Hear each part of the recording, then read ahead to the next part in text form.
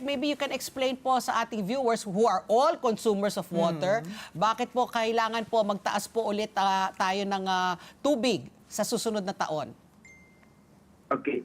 Ang dahilan po ng pagtataas ng tubig ay in 2022, nagkaroon po tayo ng rate rebasing.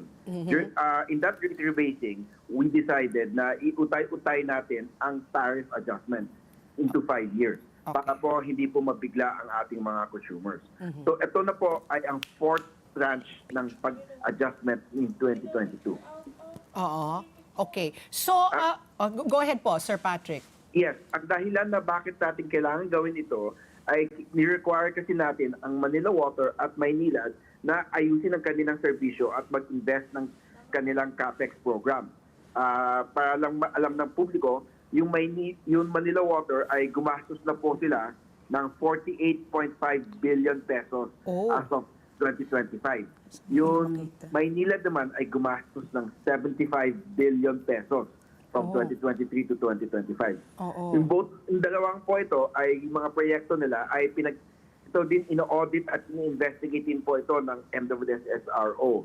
Hindi po ito substandard at wala pong ghost projects. Ito po ay talagang ginawa ng dalawa at inayos po nila yung serbisyo nila para po hindi po tayo magkakaroon ng water crisis. Kaya importante po natin na sundan natin po yung rate rebasing para po masigurado natin at maprotektahan natin ang interest ng publiko. Okay. So, Sir Patrick, well, yun na nga, no, I guess you will say it is justified kasi nga ang laki ng capital outlay na ng Manila Water, 48.5 billion, Maynilad, 75 billion.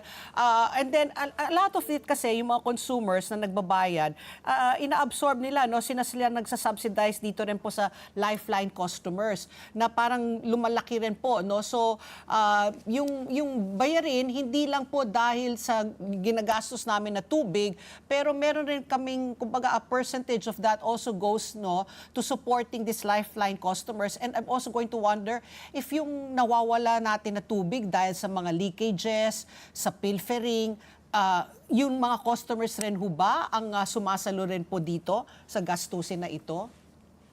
Okay, ma'am, I just like to clarify lang po.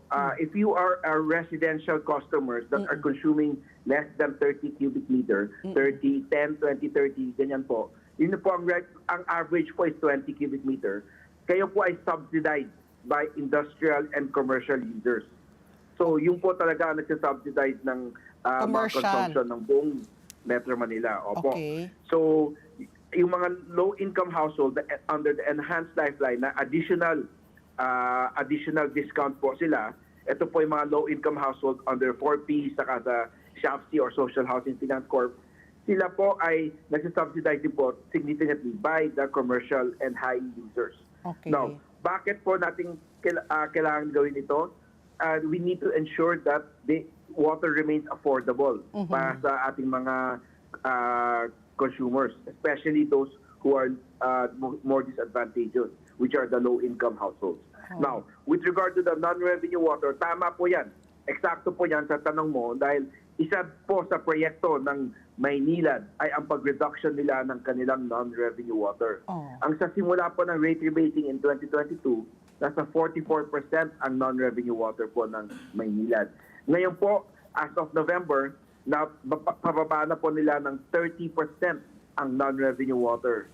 So, significant po ang reduction ng Maynilad. Ito po, ang kapalit niyan ay kailangan po gumastos ang Maynilad sa pipe replacement. Gumastos po sila ng 15 billion pesos from 2023 to 2025. That massive pipe replacement project po sila. Ito po ay kasama sa kanilang requirement para po makuha nila ang kanilang tariff na pababain nila yung non-revenue water nila. Oo.